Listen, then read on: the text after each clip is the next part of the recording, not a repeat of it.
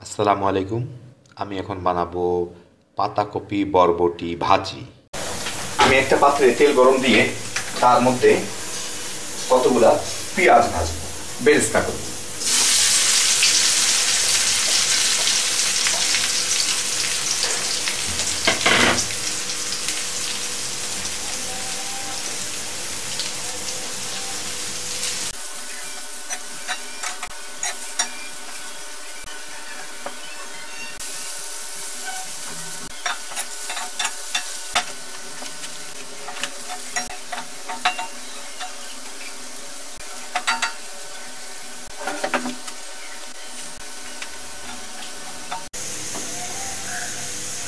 আমি জানি আমার থেকে আপনাদের বেশি টেনশন হচ্ছে, কারণ আমার সবসময় পেঁয়াজ পুড়ে যায়। দেখি কি অবস্থা।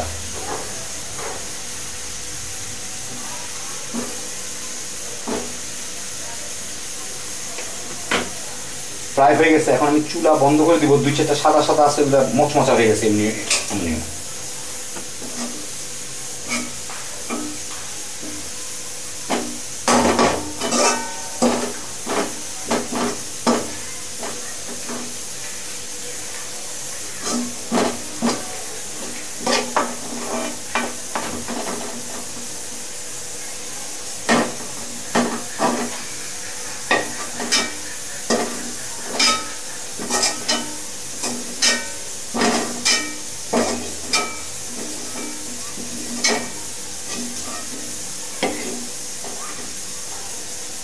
হয়ে গেল আমার বেরেস্তা। একটা অপরা পেঁয়াজ নেই। আমি নিজেই কাজে হয়ে গেছি। কেমনি আমি এখন এই বাকি তেলের মধ্যে কতগুলা পাতাকপি কাটা কিছু কিছু করে, আর কতগুলা বরবটি ছোট ছোট করে কাটা দিয়ে দিব, দিয়ে ভাজবো। ও, আর একটু লবণ দিয়ে দিই।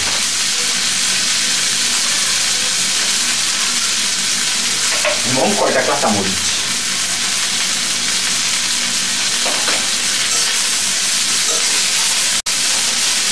আটটা সময় মাঝারি আছে ভাজবো।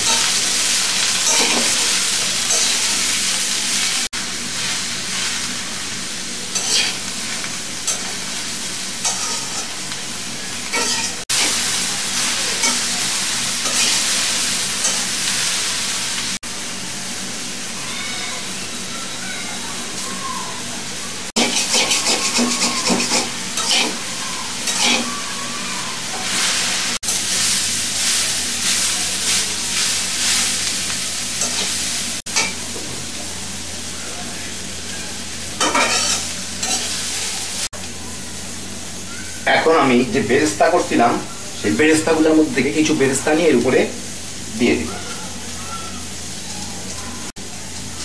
নেড়ে মিশাই দিব। আমি খুলে জাল দিচ্ছি কারণ ফুলকপি সরি পাতাকপি অনেক পানি ছাড়ে। তো এটা যদি ঢেকে জাল দিতাম তাহলে পানিগুলো নিচে জমে থাকতো, গ্যাস গেদা হয়ে যেত। কেমন জানি, আমি ওই ধরনের ভাজি পছন্দ করি না। এটা আমি যা রান্না করি সবকিছু আমার আমার খাওয়ার জন্য রান্না করি। তোমার ওই অনুযায়ী আমার দেখে ইয়ে করতে হবে। এটা আমি দেখলেন আমি কিভাবে রান্না করি। এই আপনাদের কাউকে আমি শিখাচ্ছি না যে কিভাবে রান্না করতে হবে।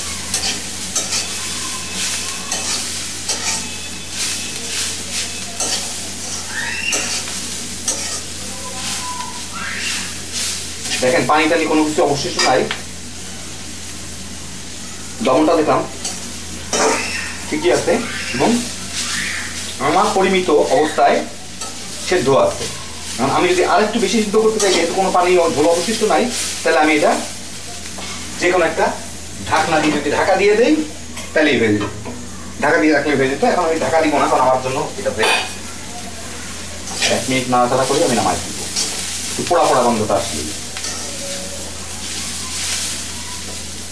পাতাকপি ফুলকপি এগুলো একটু পোড়া পোড়া গন্ধ আসলে আমার কাছে ভালো লাগে। কারণ বারবিকিউ টাইপের, বারবিকিউ না কিন্তু কাছাকাছি একটা ফ্লেভার আছে।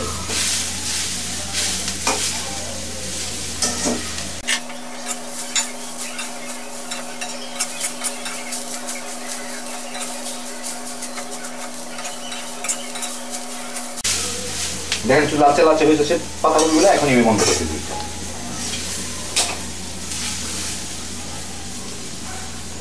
হয়ে গেল আমার পাতাকপি ভাজি।